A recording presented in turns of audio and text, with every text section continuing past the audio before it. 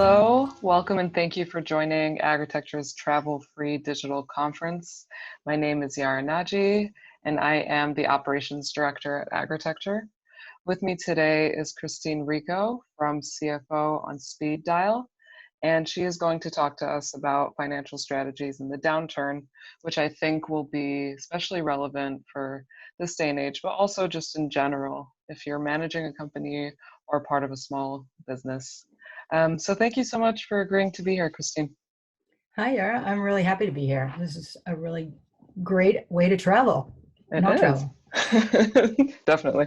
So, just kind of a fun fact, we've worked with Christine at Agritecture before and just kind of helping us, forecast the company when we were first starting out. And I'll say that it was a really great experience and definitely helped us out at that time. So Thanks. I really really love the work was that you working do. with you guys, and I'm really impressed with what you've been doing. And it's interesting to watch after you've been involved with planning and growth strategy, and then you see the direction that life actually takes after that. Yeah, It's always interesting. thanks. So Christine, give us maybe a little bit of an introduction about yourself and your business, and then we can get started with your presentation. Sure. So I'm Christine Rico, and I'm the founder of CFO on Speed Dial. And I do mostly financial strategy and management consulting with companies that have a social impact mission. And it turns out that a lot of the work I do is in food. I got into food through the sustainability backdoor. I was actually involved in a food waste initiative and started to meet interesting people that really cared about a local food economy.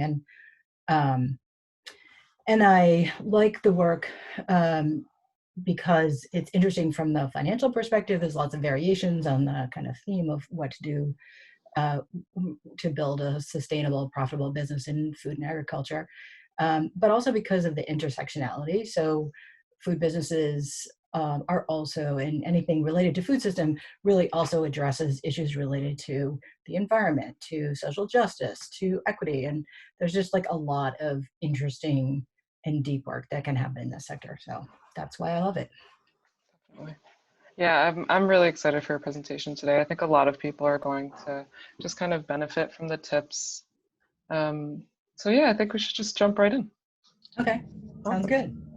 So yes, this is a presentation about financial strategy in a downturn. And my sub caption for that is what to do next based on where you are now. So I'm going to talk about some financial fundamentals that are good for any time, and then a couple of ways to orient yourself and your business in the midst of this situation, with some tips on how to decide what you should focus on. So at CFO on Speed Dial, we help grow and scale resilient, profitable businesses that are focused on making a real difference for customers, communities, and workers. And when you think about a CFO or financial strategy, often it's really disconnected from vision and mission, but all of the work we do is really very directly connected to that. So I like to make sure that I say that and call that out. But you can't make an impact if you're not making a profit. And the last few months have proven that, probably to everyone. So I don't have to say a lot about that. So where are we? We've got a lot of challenges. Number one, uncertainty. Nobody knows how long the shutdown is going to last, when we'll be able to come back to full-scale business, or what that economy is going to look like when we get there. What we do know is that millions of people have lost their job, millions of businesses are not going to make it back, and that there is definitely going to be a downturn that we all in business in the US and globally will have to deal with, which includes disruptions to our supply chain, to our ability to purchase goods and services and get them places, and our ability to interact with customers. And finally, the other challenge is that this crisis has really laid bare the questions related to access and equity in healthcare, in food, in housing, and jobs across the universe. And so that is going to be an ongoing challenge that businesses, especially businesses that are trying to do some good in the world, are going to have to pay attention to. That said, we also can find opportunity. So even just a few weeks in, we know for a fact that demand for healthy, local, and sustainable food is increasing. and that there is a dramatic shift to online purchasing, and the consumers are really comfortable buying groceries online. That shift was already happening. By the end of 2019, online purchasing was about 20% of overall retail in the US. I'm sure that it's higher now, although I wasn't able to ferret out that number. And then the last part is the corollary to the problem with equity and access, which is that food and agriculture are very intersectional topics. And so there's a lot of opportunity to address inequity in the food system, to address health issues through the food system. And so it's a great platform to continue to make change. So when the shutdown happened in New York, as somebody who works with food businesses, initially my work was really focused on helping the companies in my client portfolio to come up with their plan for how they were going to maintain operations, how they were going to pay their staff, how they were going to keep people safe. But once I got through that initial kind of response time, I stopped and looked at what I've been teaching about financial fundamentals and kind of how I structure the work, and questioned, like, is this real? And should I continue talking about these topics? And I decided that they are real. These fundamentals are important no matter where you are in the business cycle. And so I will briefly go over this.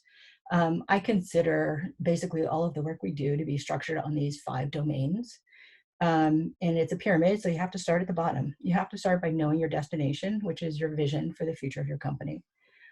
You also have to have a map, which tells you how to get from where you are to where you're going. This is your financial plan and your projections. You'll need a compass, because on any journey, you're going to come up to, forks in the road, like a major downturn, and you're going to have to be able to know what to do next in terms of making business decisions. And those are your key performance metrics.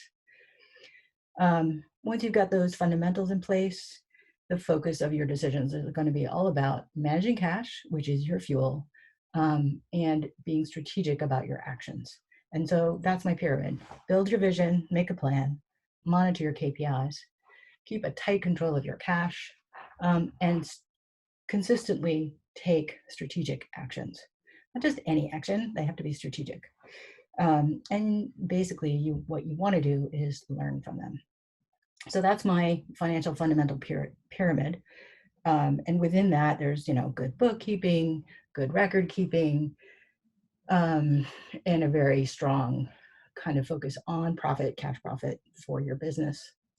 And I'll show you why in just a few minutes. But first, I want to talk about the business. Oops, bad typo, crisis trend. Sorry about that. The business crisis trend is basically a picture that shows kind of how we as human beings react in crisis when it comes to our businesses. So stage 1, which happened in New York in early March, was shock. And a lot of people just had to sit for a minute and absorb the fact that their business was shutting down and figure out what they were going to be able to do next. Some people in this stage get stuck in that period of inaction, and they're not able to move ahead.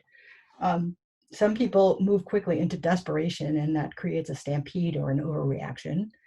But if you can get through those 2 stages, then you'll get to the point of evaluation, where you consider very carefully what to do next. And if you get stuck at that stage, basically you're in danger of taking small recurring actions or the wrong actions. And any one of those stages, if you stay there too long, is going to lead to business collapse. So inaction, taking the wrong action at the wrong time, or even a series of smaller actions that lead you to loss of cash, loss of business, all of those things could basically lead to business collapse. So where you want to get as quickly as you can, and hopefully all of you have reached this stage so far, is the stage 4, which is taking deliberate action to try to engineer your rebound, to try to grow your business, grow your revenue, even in the most uncertain of circumstances. And if you can come up with a strategy and you can continue to move ahead, then you'll get to the point where you can improve your preparedness to deal with what comes next, and your preparedness to address opportunities that come your way.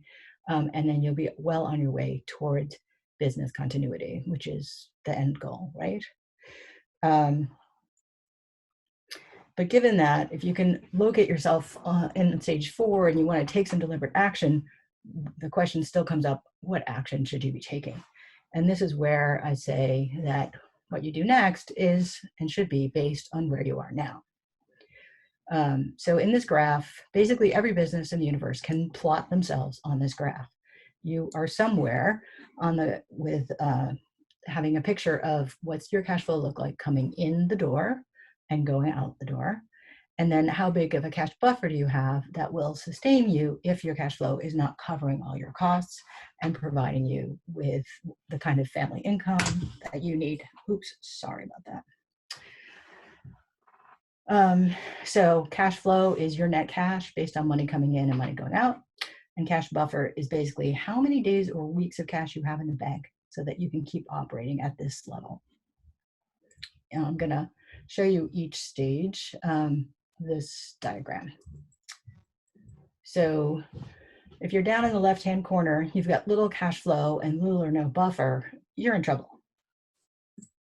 If you're up at the next level, you have some cash flow and a moderate cash buffer, which means that you have some choices about how you proceed, but not very many. If you're at the third tier, you have improving cash flow and a substantial cash buffer, which means that you definitely can be investing in both your operating systems and your growth. And you probably need to do some of both. And if you, for some reason, have a strong cash flow and or excellent cash buffer, then you're in the driver's seat. So I'm going back to my journey metaphor here, and I'm going to talk about the decisions you can make at each of those stages. Basically, if you're on this top tier, up on the top right, you want to press hard on the gas pedal. You have opportunity. Zoom, for example, a medical supply company. I've been talking with some fabric manufacturers in North Carolina, and they are turning out masks and gowns as hard as they can. Those are people that have opportunity, and they should be pushing as hard as they can right now. If you're in that second tier, the light green tier, you have cash coming in, you have a reasonable cash buffer, you have the opportunity to invest in upgrading your systems, to making sure that you're capturing all the value you can, and you have the opportunity to invest in sales because you can sell more, hopefully. If you're in the yellow zone, then what you really want to do is work on a new gas pedal. You want to see if you can improve your sales by investing in a pivot that would take what you're doing now, your business as usual, and hopefully find a market that is more active than the one you're currently in. And if you're in the red, you want to move up and to the right in as many ways as possible. So the first thing you have to do if you have little or no cash flow is to get some cash in. The second thing is to make sure that you've caught any and all expenses that you possibly can. And the third thing you might want to consider is ways that you can improve your cash buffer. That could be as simple as selling some equipment that would get some cash in the bank. It could also involve applying for some of the disaster loans or business grant programs or anything that would put cash in your bank so that you can keep going until your market rebounds and you can improve your cash flow. So specific actions you can take regardless of this stage. My top recommendation for everyone is to have a really good cash plan. You should go out 13 weeks, update it every week, know exactly how much money you have in the bank so that you are able to foretell, where your business is going to be in the future, in the near future, not like 2 years out. And for cash management, what I said about managing expenses to meet revenue is always a good idea, but really, really critical if you have an uncertain revenue stream coming in. You don't want to be digging yourself a big hole every month or every week. So controlling those expenses really tightly is important. The first thing many of our clients did was, negotiate with your landlord, if you have any loans, try to negotiate on a freeze on your loan payments so that you're hoarding your cash. Talk to your vendors. They're all in the same situation. Make a plan for how you can pay them to keep them afloat, but also hold back cash. The next thing is to really take a step back and look at your vision. Like, what kind of company do you want to be in this environment, and what is important to pursue? So business as usual in unusual circumstances is kind of the nuanced way to think about it. It's like, you have core values, you have core products and services, you want to be getting them out to the world. Who can you reach with those services? So one of the businesses that I really admire is a platform called Food to Eat, which is basically a catering platform where they help connect immigrant business owners, restaurateurs, and caterers with businesses that would cater lunch and breakfast for their offices. Well, all the offices are closed. So what is the option for this program, for this platform? They've created a fundraising arm, and they raise money to bring meals to hospital and healthcare workers. And through that fundraising arm, they're able to then continue to operate the platform and provide work to the businesses that are still open. So future vision, current vision, who are you and where are you going? New markets, again, same idea. Find the people that are still able and interested in buying and serve them well. Lots of businesses are pivoting from serving restaurants to serving grocery retail or serving customers directly. The idea that a food business would have a primary market as being serving restaurants and a secondary market as online retail is shifting. Now the online retail is going to be paramount, and the grocery or retail restaurant probably much less important. New connections. So if your old connections aren't in business, you're going to have to find new ones.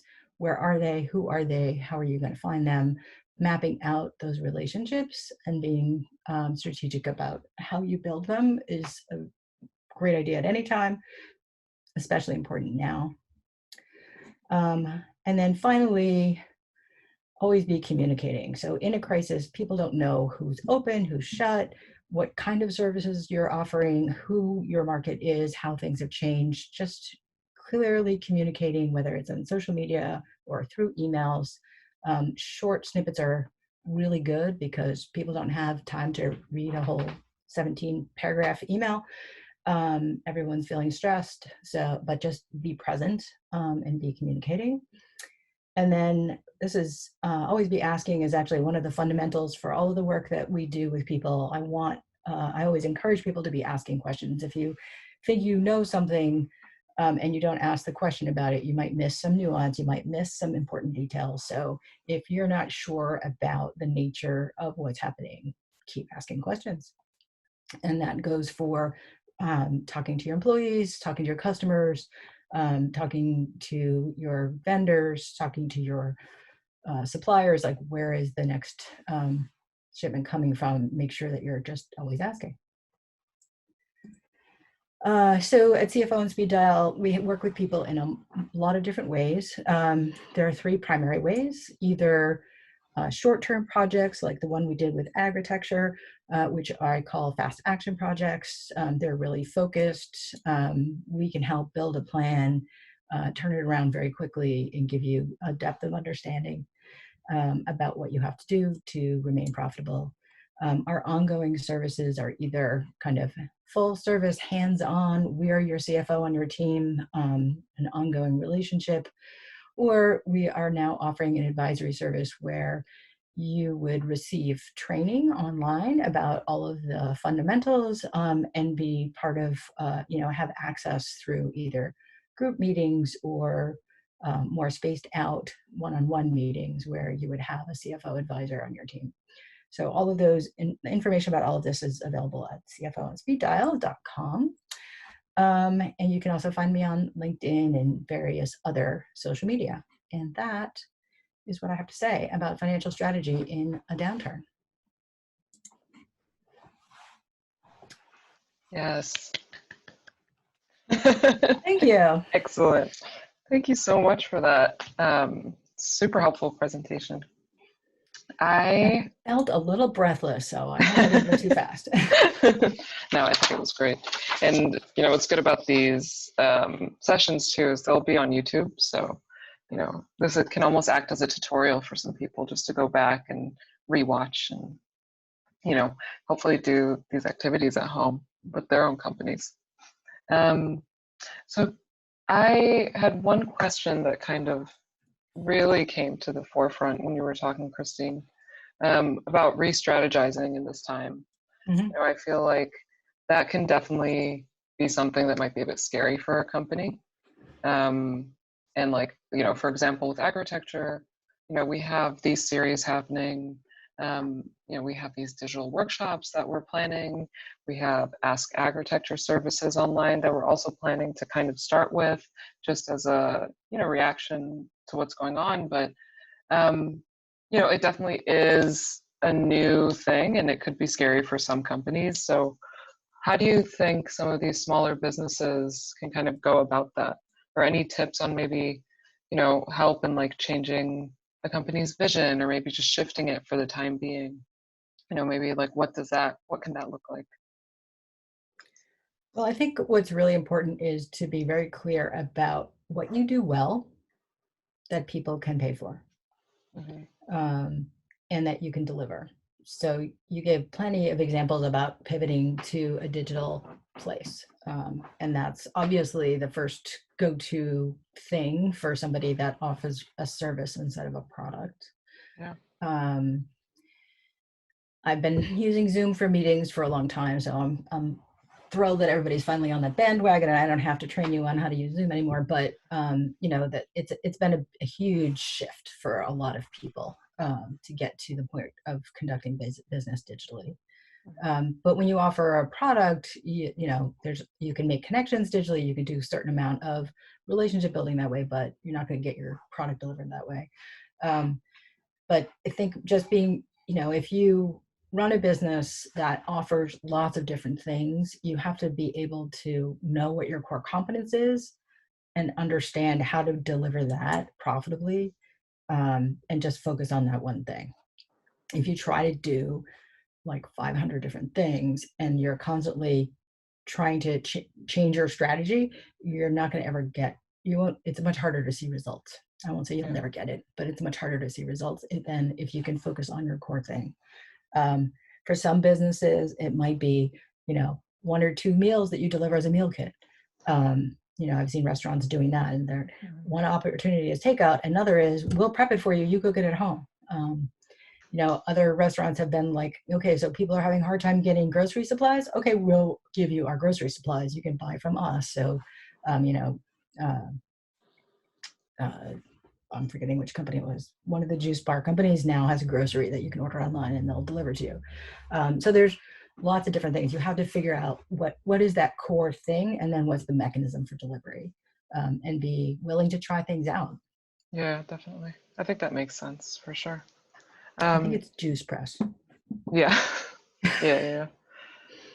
And I really liked in your presentation, I think it was the crisis trend. Mm-hmm. I think it was stage 3, maybe the evaluation to deliberate action section.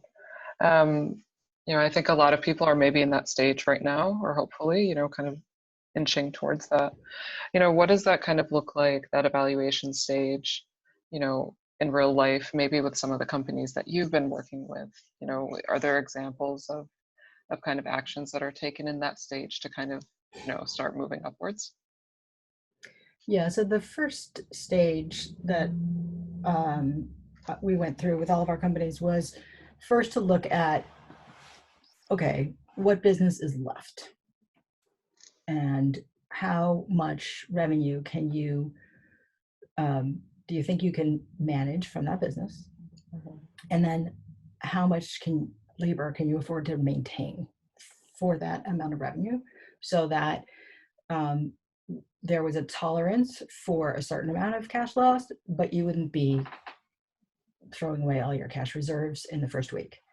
And so 4 and 20 Pie Shop is a client of ours, and They sell pie through cafes and street corners in Brooklyn. Their business was cut immensely. But rather than shut down, they really focused on delivery. And the takeout is still available. You can still get pie directly in the shops, but they're really doing a great business on delivery. And so their losses, their business is down 50%. And their revenue is down, but they're not accruing a lot of cash losses, and they're going to be able to continue. And they did that by asking their workers, "Are you willing to keep working?" And the people who were not willing to keep working got laid off immediately. They weren't comfortable with it. They had a long commute, whatever reason. Fine, that's fine. But the bakery workers, they want to come in every day. They're happy to keep cooking, and they've maintained a safe and sanitary kitchen, and they've been very happy with that. So you have to kind of constantly check in on whether you're up for the job, and you can't take anything for granted. So number one is just reel in your costs, be accurate as you can be about your revenue, and then once you get to that point of stabilization, then you start to think about, okay, how can we grow? Do we push e-commerce? Do we push selling into food kits? I've got another commercial bakery that is doing exactly that, and they're doing fine. I've got another business that gave up on restaurant sales and is pushing retail, wholesale into groceries. And they've been able to, even though they lost 50% of their business because half their business was selling into restaurants and food service, they've made it up by growth on the grocery side. So they don't actually have they've had a very small loss in their revenue overall. You just have to be ready to make those calls. Yeah. And kind of consistently reevaluate where you are, because what happened in March is not the same thing that's going to happen in April and again in May. Yeah, that's true. That's true. And also kind of understanding like almost that this is the new normal for the business, and it's okay to kind of get to the stage of, just sort of maintenance, maybe, for lack of a better word, call it that in that time. Yeah. I mean, maintaining your core team and your core ability to produce is the first thing. Right. Once you have that nailed, then you can sort of think about where's new opportunity. Where do I go from here? Right. For some businesses, there was no opportunity. So they're, event-based companies, they got shut down entirely. Yeah. And what are they going to do? Well, I read about an event space that turned into a manufacturing spot for making masks. I was like, okay, that's brilliant. Really smart. Yeah. Right? How quickly can you respond? Can you find an opportunity and then make it happen? Yeah, definitely. That's great. And I do want to reiterate again, also for people who are watching this, a lot of companies obviously go through really rough patches. And I think the advice that Christine is giving here can be applied now or even later. So do keep that in mind for sure. Okay, so I think we have room for one more question. So do you have any advice or something that people can kind of take away, from this in this time, other than watching this video and like all the steps that you've given, but maybe one piece of advice for some of these businesses? Well, you know that I am a huge proponent of using profit first to manage cash in your business, and to do that in such a way as to build up a cash reserve. And I've been preaching this gospel for like 3 years. Okay, 5. And Profit First is based on a book by Mike Michalowicz, who I consider to be a mentor. He's written like 7 business books, and there's only one coming out this month. But Profit First, I think, is really the most has the ability to create the most dramatic change for businesses. And it's basically a way of managing cash so that you always keep a little cushion for yourself or your business. And that over time you grow that from a little cushion into a big cushion. And I think, I would get a lot of pushback from people saying, I don't see why I should have 3 months of payroll in the bank. That's crazy. And nobody keeps that kind of cash in the bank in the food industry. And I'm like, okay, now we know why. If you ever had a question about the wisdom of squirreling away cash for the future, I think everybody's learned their lesson this year. And even the ones who are most prepared are still struggling. But in that bubble chart, the more cash buffer you have, the longer you can last, and also the more you can invest in growth when everybody else is sitting still. Yeah, for sure. Okay, that's great. And, tell people maybe where they can reach you, contact you. Sure. So the best place is my website, cfoonspeeddial.com. And that's great because I update it with new resources and things all the time. If you go there right now, you could download a description of the 5 fundamentals and a way to rank where you are on the 5 fundamentals. So that's a good place to get started to see kind of how your business is, how prepared your business is and online with the fundamentals. Awesome. All right, well, you heard it here. Make sure to check out Christine's website. Thank you so much for your time and for that valuable presentation, Christine. Thanks, Yara. Great to see you. It was a pleasure having you.